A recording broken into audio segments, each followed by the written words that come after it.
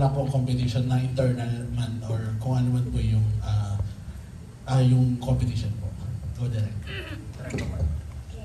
Thank you, Cesar. Totoo po, wala namang competition. Hindi naman namin din alam na mapalad tayo na nakapasok parehas ang Studio Viva and Viva Films ngayon sa Sinesendak na sabay. Sana yearly gawin lagi, no? Pero yung tanong mo, kung competitive, yes, competitive kami sa kalaban naming pelikula na horror din, na foreign, no? Na Southeast Asian horror. Siyempre, lagi tayong competitive. Cesar, alam mo yan. Yan. Thank you sa tanong. Sa cast members, Kat, sino po? Sino po sa inyo yung may fear po sa mga ganitong uri ng film na hindi nyo kayang panoorin kasi takot kayo sa mga ganyang genre? Pero you're an artist na ino-overcome nyo lang. Meron po ba? Hello po. Miss Luis. Ako talaga matatakotin ako. Nagkataon lang talaga na since dumating ako sa Viva, almost all of my projects ay puro horror. At ang napapalit ko ng horror, yung ginagawa ko kasi alam ko na yung story. Pero kung sa totoong buhay ko, hindi. Kahit pilitin ko, natatakot din talaga ako. So yan. Pero hindi ako natatakot talaga na parang may multo. Parang yung thought lang kasi na nadadala mo yung emotion mo sa sinehan. So, yun po. Thank you! Kung wala na po, okay na po. Thank you. Thank you, sir. Thank you. That was Cesar Ian Batingalam Net 25. Up next, kindly raise your hands. We have staffs from SM and Viva to give you the microphone. Thank you. Hello po, good afternoon. Congratulations dito sa Sinesendak. Tanong ko lang kay dalawang director, Direk Renny and Direk Roman. Do you think advantage or disadvantage nakasali yung movie niyo na sa Sinesendak and why? Chance muna na ako. Yes, sobrang advantage, no, nung nangyaring nakapasok yung dalawang entry ng Viva Films sa Sinesendak. At lalo na tayo lang yung local films. Ang daming gumagawa ng horror sa Pilipinas. At ang dami nating katatakutan sa lipunan at sa mundo. Pero nakapasok tayo at sobrang advantage, ang ganda ng pagkakataon ng SM at ng Viva Films na yung itong season na to, ang lakas eh. Titignan mo yung mga foreign, ang lakas, no? Joker, ang susunod, nandiyan na ang Substance, kakatapos lang, Megalopolis, susunod, Balota, nandiyan ang Balota. Pero yung slot na yun sa dulo sa baba, bakasyon ang mga estudyante noon. Manunood ang mga magkakabarkadang nagtapos na ng klase. So, ang ganda ng timing at saka ang ganda ng slot na napunta sa atin. At sobrang thankful tayo at nanay, tatay at pasahero ang nakapasok dito. Yan. Advantage lagi. Lagi naman advantage pag nagtulungan ng cinema at ang studios. Laging advantage yun. Laging advantage. Dagdag ko lang po, very advantageous po talaga yung Sinesendak kasi number one, napapanahon talaga yung mga kwentong katatakutan pag Halloween season. Pangalawa, sa murang halaga, makakabalik sa sinehan yung mga tao. Kasi alam naman natin, medyo pricey na yung ticket ngayon ng sine. Pero dahil sa Sinesendak, for 150 pesos, makakanood na sila ng isang entry.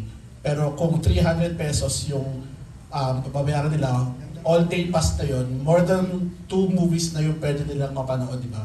So, parang magandang effort yun para mapabalik yung mga tao sa sinehan. At sana makatulong po talaga ito. Thank you, Direk. Yung last question ko to the cast, anybody can answer din. Kayo ba pag Halloween season, you better stay home or parang kayo rin yung taong gusto nyo takutin yung sarili nyo pag namanood ng horror because it's Halloween? Parang ganun. Anybody can answer. Hello po. Hi po. I'm Elia Elano po. And ako po, gusto ko po talaga nanonood ng horror films with my family po kasi it's our movie night po and our way of bonding po. And our way to relieve stress din po after a week full of hard work. And matatakutin po ako but at the same time, I love watching different types of horror movies po. Thank you.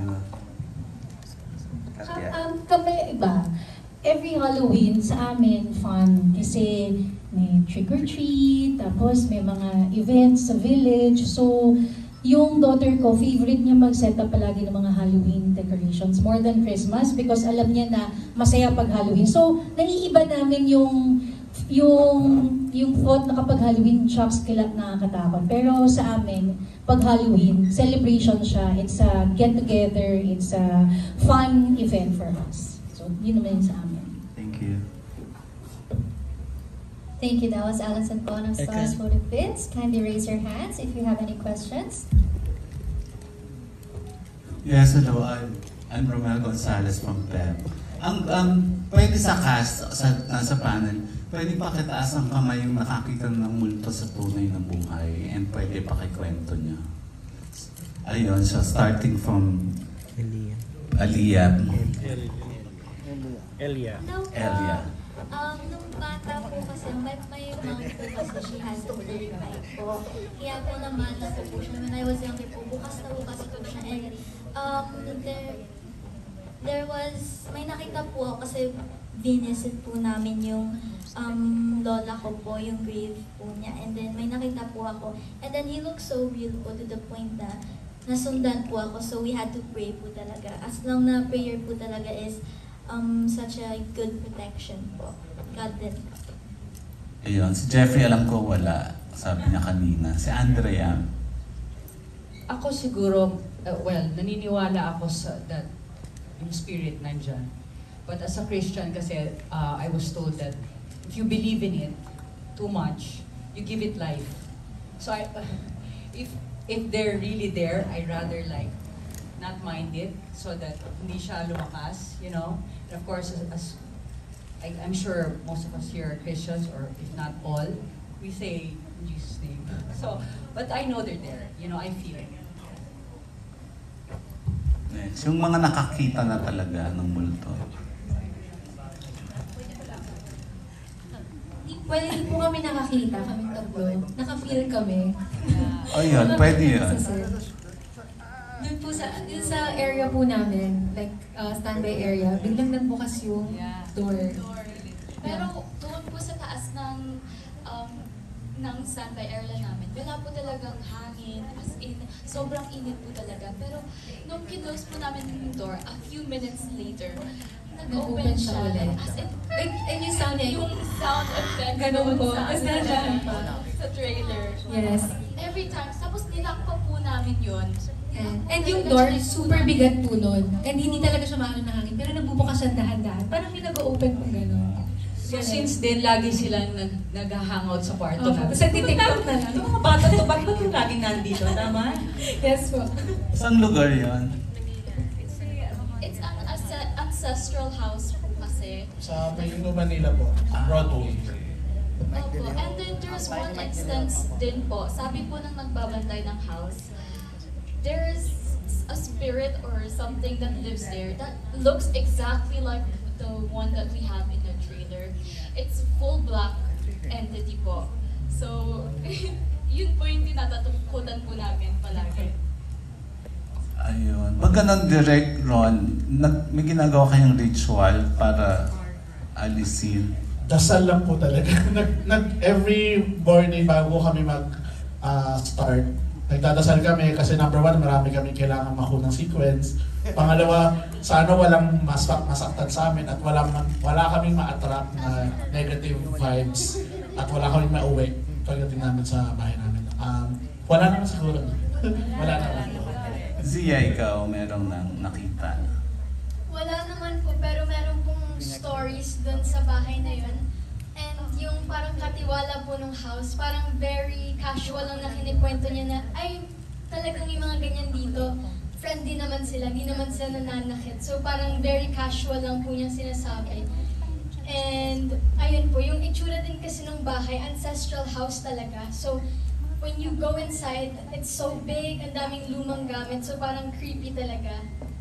Ayun. Si Bea, meron na? Hindi ka pa nakakita. Direct Roman, nakakita ka na ba? Mga ibang multo po yun nakikita ko. Diba, nakakakita po ako, nakakaramdam po ako. Pero again, nire-respeto natin yung spasyo. No? Nakakita ko, alam niyo po ng mga kaibigan ko yan na nakakakita talaga. May third eye. May third eye ka. po ako, nakakaramdam, naaamoy. May nakikita ka ba ngayon dito sa... Hindi po dito sa SM Norte. Oo. Okay. Pero meron sa SM. Ah. Joke lang. Wala po. Luis, ikaw, nakakita ka na. Sabay tingin. Ako never pa akong nakakita. Kasi katulad ng lahat na nagsabi, nire-respect ko yung entity. Kasi hindi natin mapapagkailan na hindi lang tayo yung nandito sa mundong ibabaw. Meron din talagang forces. At the more na papansinin mo sila, mas sumalakas yung force. Katulad na sinabi ni Ate Andrea. Pero siguro yung, excuse me po, ang closest, meron akong naging taping. Alakda na pa to, sobrang tagal na. Doon sa bahay na yun, abandoned na siya. Tapos, meron kasi, di ba uso sa mga matatandang bahay, yung merong, iba yung stairs ng maid. So parang service na stairs. So doon ako naka-standby. And to enter ako sa isang scene. Tapos alam ko merong malaking ilaw doon. Every time na merong malaking ilaw, meron doon nagbabantay. Tapos nakita ko meron doon lalaki na umakyat. Nakita ko lang sa peripheral ko. Umakyat siya, ganyan. Tapos biglang namatay yung ilaw in the middle of the scene. Nandun ako sa loob. Tapos sabi na, wala ba nagbabantay doon? Ay kung meron po nagbabantay doon, tapos biglang yung nagbabantay, hindi pa na siya nakapasok kasi nag-action na. Sabi ko, so sino yung dumaan? Tapos parang ako, hindi ko in-entertain. Tapos biglang meron ako naamoy na bulaklak, yung pangpatay. Na gano'n. Tapos sabi ko, okay, hindi ko entertain. Pero nag-gets lang ng katawan ko na meron. Tapos sabi ko, meron. Yun lang yung closest. Pero yung as in nakita ko, nakipagtitigil sa akin. Sana po, wag. Wag. Katya, ikaw. Ako kasi may, ang ano ko dito, ako hindi ako nakakita pero nakakaramdam ako palagi. So, I believe that we are in the physical world and there is a spiritual world that we call, no? So, nandiyan lang talaga sila, of course. So, pag may namamatay, nandiyan lang talaga sila. Kaya nga may mga nakakakita and may mga third eye. So, sa akin, dun sa bahay ko now, nung lumipat kami, there was one time kasi na parang around 2 a.m., biglang may pumapanik sa hagdanan, likod ng room namin yun, na parang nagdadabog. So napabangon kami, akala namin sino yun, may magnanakaw ba or what? So bumaba kami, tigil namin, wala. And then, many times, yung mga helpers ko sinasabi, ma'am, meron kami narinig naglalakad sa taas, ganyan. So even until now, meron. So before kasi duwag ako pero ngayon, na naiintindihan ko yung ganong mundo, kinakausap ko sila. And then, ang ginawa kong ritual was, meron akong palo santo and mga incense. Inikot ko yung buong bahay. Kinausap ko sila na, alam ko na una kayo dito, pero hindi ko kayo gustong paalisin. Pero let's just share the space. Huwag nyo lang kaming sasaktan. Okay lang kayong nandito. Basta kumbaga, let's take care of each other. So up until now, ang lagi kong sinasabi sa mga bisita ko, may alaga ako dito, baka magulan kayo ha. Ganun, sa akin ang treat ko sa kanya may alaga. So every time aalis kami ng bahay, walang maiiwan sa bahay. Ikot kami ng husband ko, kayo na bahala dito ha, ganyan. Kinaibigan namin siya. Kasi, di ba, instead, I think wala nang baka naiinis siya na nandun kami. So I just want them to know na hindi kami harmful sa kanila. Parang gano'n. Until now, nandun sila at ginagaya nila yung footsteps ko. Pagka, yan sinasabi ng driver, ma, meron bang gising sa inyo kagabi? Kasi parang may naglalakad ng 2 a.m. Baka yung alaga natin yun. So may ganun lang kami. Ganun lang po. Ano yung bagay na binanggit mo? Kasi, since may mga ritual nga ako, so there's a Palo Santo. It's a sacred wood that you can buy. Nasa smudge mo yun. Inuusok yun eh. At saka yung mga sage. So sinasmudge ko siya sa buong bahay every now and then to let the negative energy na umalis dun sa bahay mo, yung mga ganun. Tapos meron ka lang parang prayer na sinasabi sa kanila, yung mga hindi na dapat nandoon, you can leave. Yung mga talagang nandito and you want to stay, let's be friends and respect our space. So hindi sila umalis? Positive I think energy hindi sila. siya umalis. Positive energy naman kasi alam niyo may mga energy na swerte. And for me, I think, tinutulungan nila. That's just what I believed in. So please don't quote me on that. Yun lang po yung paniniwala. Thank you. Thank you. Andre, ikaw. Wala pa rin naman po, and hopefully, sana wala rin po. Yumi. Ako po nakakita na po ako pero like super tagal na po. Yung house po kasi ng pinsan ko, sobrang luma na po siya. And ako po yung naiwan dun sa second floor. Like yung bahay po kasi na yun, parang puro kahoy na po, ganun. And then nakita ko po yung lola nila sa mirror. Parang nandito siya, wala siyang face. Ang nakita ko lang is yung hair and yung color ng skin niya and yung dress niya. So, tinanong ko sila, never ko pa nakita yung lola nila kahit sa picture. And then sabi ko, may nakita ako dun sa taas. Ito yung hair niya, gold yung hair niya, short, medyo wavy. And then, yung suot niya na dress is white. Sabi po ng pinsan ko, lola daw po nila yun. And then yun, medyo parang kinabahan po ako nun.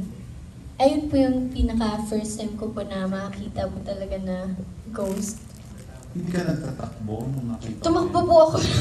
Pababa po kasi lahat po ng tao sa bahay na sa labas po. Hapon po nun. So may araw pa po. Kabado. Pero nakaka-feel po ako ng energy. Na kunyari, pag mabigat sa set, gano'n. Lalo na po kapag nung sa Pasahero po, yung scene po namin sa PNR, na po yun, late night, and then mabigat po sa pakiramdam. Parang ang hirap gumalaw, parang alam mong maraming tao yung nandun na multo, parang gano'n. So, ayun lang naman po. So parang may third eye ka din ba? Sana po wala.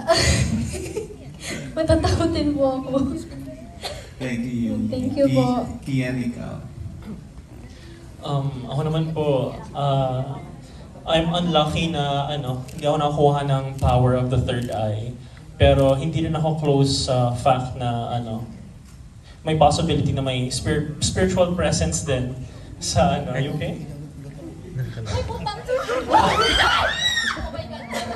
Oh, okay. Sabi ko sa inyo, Megan. Kala ko rin ko late nag-register.